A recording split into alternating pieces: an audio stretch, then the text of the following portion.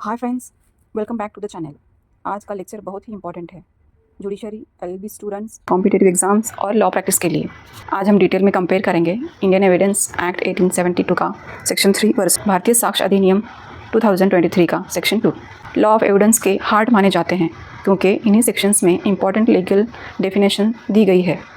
सबसे पहले एक इम्पॉर्टेंट बात समझिए, इंडियन एविडेंस एक्ट 1872 डेफिनेशंस का सेक्शन था सेक्शन 3, लेकिन भारतीय साक्ष्य अधिनियम 2023 डेफिनेशंस को शिफ्ट करके सेक्शन 2 में ला दिया गया है। यानी Indian Evidence Act section 3(4) is equal to Bharatiya Sakshya अधिनियम सेक्शन 2। ये एग्जाम का इंपॉर्टेंट क्वेश्चन है।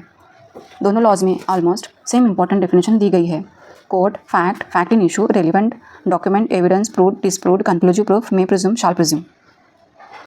अब इनको हम एक एक करके सिंपल लैंग्वेज में समझते हैं। कोर्ट में जजेस, मैजिस्ट्रेट इंक्लूड होते हैं जो लीगली एविडेंस रिकॉर्ड करने का पावर रखते हैं। इसमें क्या इंक्लूड नहीं होता? आर्बिट्रेटर, मीडिएटर, पंच। Fact means and includes anything, state of things और relation of things capable of being perceived by the senses. यानी जो चीज़ हम देख सकते हैं, सुन सकते हैं, महसूस कर सकते हैं, वो फैक्ट होती है। अब इसे हम इलस्ट्रेशन से समझते हैं। किसी जगह पर कुछ ऑब्जेक्ट्स एक पर्टिकुलर ऑर्डर में रखे होना फैक्ट है। किसी पर्सन ने कुछ देखा या सुना, फैक्ट है। किसी पर्सन ने कुछ वर्ड्स बोले, ये भी फैक्ट है। Any mental condition of which any person is conscious, यानी किसी पर्सन की मेंटल स्टेट भी फैक्ट होती है। अब इससे भी हम इलस्ट्रेशन से समझते हैं। किसी पर्सन का कोई ओपिनियन रखना, किसी का पर्टिकुलर इंटेंशन होना, गुड फेथ में एक्ट करना, फ्रॉडुलेंटली एक्ट करना, किसी वर्ड को पर्टिकुलर मीनिंग में यूज़ करना या किसी सेंसेशन को फील करना, ये सब भी फैक्ट हैं। नेक्स्ट है facts in issue, means those facts जिनसे किसी राइट, लायबिलिटी या डिसेबिलिटी का एग्जिस्टेंस या नॉन एग्जिस्टेंस डायरेक्टली प्रूव होता है। सिंपल लैंग्वेज में जो फैक्ट्स किसी केस के फाइनल डिसीजन को डायरेक्टली अफेक्ट करते हैं उन्हें फैक्ट्स इन इशू कहते हैं। एक्सप्लेनेशन, जब कोर्ट किसी केस में कोई इशू फ्रेम करती है तो उस इशू का आंसर देने वाले फैक्ट्स इन इशू होते हैं। अब इसे हम इलस्ट्रेशन से समझते हैं। ए पर बी के मर्डर का एक्यूजेशन है। इस ट्रायल में ये फैक्ट्स इन इशू हो सकते हैं। क्या ए ने बी की डेथ कॉज की? क्या ए का इंटेंशन बी को मारने का था? या बी ने ए को ग्रेव और सडन प्रोवोकेशन दिया था? क्या एक्ट करते वक्त ए अनसाउंड माइंड की वजह से एक्ट की नेचर समझने में इनकैपेबल था? इजी अंडरस्टैंडिंग, जो फैक्ट्स डायरेक्टली डिसाइड करते हैं एक्यूज्ड गिल्टी है या नहीं, राइट एग्जिस्ट करता है या नहीं, उन्हें फैक्ट्स इन इशू कहते हैं। नेक्स्ट है relevant. A fact is said to be relevant to another when it is connected with the other in any of the ways referred to in the provision of this अधिनियम relating to the relevancy of fact। अगर एक fact का दूसरे fact से direct connection है और वो case को समझने या प्रूव करने में हेल्प करता है तो वो रेलिवेंट है। फॉर एग्जांपल, अगर मर्डर केस में किसी ने एक्यूज्ड को इंसिडेंट से पहले विक्टिम को धमकी देते देखा तो वो फैक्ट रेलिवेंट माना जा सकता है। नेक्स्ट है डॉक्यूमेंट। लॉ के अकॉर्डिंग डॉक्यूमेंट सिर्फ पेपर नहीं होता। कोई भी चीज़ जिसमें वर्ड्स, फिगर्स, मार्क्स या इन्फॉर्मेशन रिकॉर्ड की गई हो उसे डॉक्यूमेंट माना जा सकता है, चाहे वो राइटिंग हो, प्रिंटेड पेपर हो, मैप हो, स्टोन या मेटल पर लिखा हो, या फिर करिकेचर ही क्यों ना हो। और आज के डिजिटल टाइम में emails, WhatsApp messages, server logs, laptop files, smartphone data, websites, location, evidence और वॉइसमेल भी डॉक्यूमेंट्स होते हैं। सिंपल वर्ड्स में जिसमें इन्फॉर्मेशन रिकॉर्ड हो सकती है वो लॉ की नज़र में डॉक्यूमेंट हो सकता है। नेक्स्ट है evidence. Evidence means and includes, evidence का मतलब होता है प्रूफ या सबूत।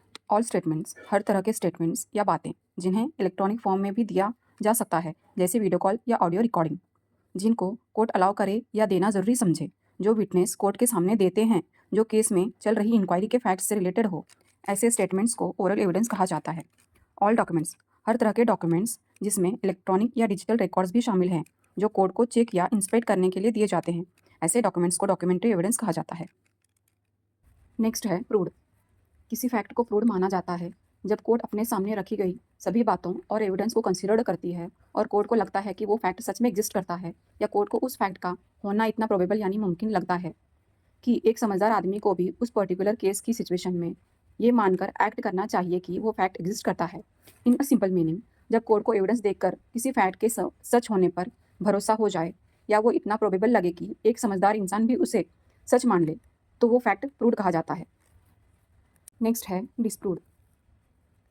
किसी फैक्ट को डिस्प्रूव्ड माना जाता है जब कोर्ट अपने सामने रखी गई सभी बातों और एविडेंस को कंसीडर करती है और कोर्ट को लगता है कि वो फैक्ट एग्जिस्ट ही नहीं करता, या कोर्ट को उस फैक्ट का न होना इतना प्रोबेबल लगता है कि एक समझदार आदमी को भी उस पर्टिकुलर केस की सिचुएशन में ये मानकर एक्ट करना चाहिए कि वो फैक्ट एग्जिस्ट नहीं करता। मतलब जब कोर्ट को एविडेंस देखकर लगे कि कोई फैक्ट सच नहीं है या उसका न होना इतना प्रोबेबल हो कि एक समझदार इंसान भी उसे झूठा मान ले, तब वो फैक्ट डिस्प्रूव कहलाता है। नेक्स्ट है conclusive proof. Means when one fact is declared by this अधिनियम। जब इस लॉ के अकॉर्डिंग एक फैक्ट को डिक्लेयर किया जाता है कि वो दूसरे फैक्ट का फाइनल प्रूफ है, तो कोर्ट पहले फैक्ट प्रूव होते ही दूसरे फैक्ट को भी प्रूव मान लेगी और उसके अगेंस्ट एविडेंस देने की परमिशन नहीं देगी ताकि उसे गलत या झूठा प्रूव किया जा सके। नेक्स्ट है मे presume. Whenever it is provided by this अधिनियम।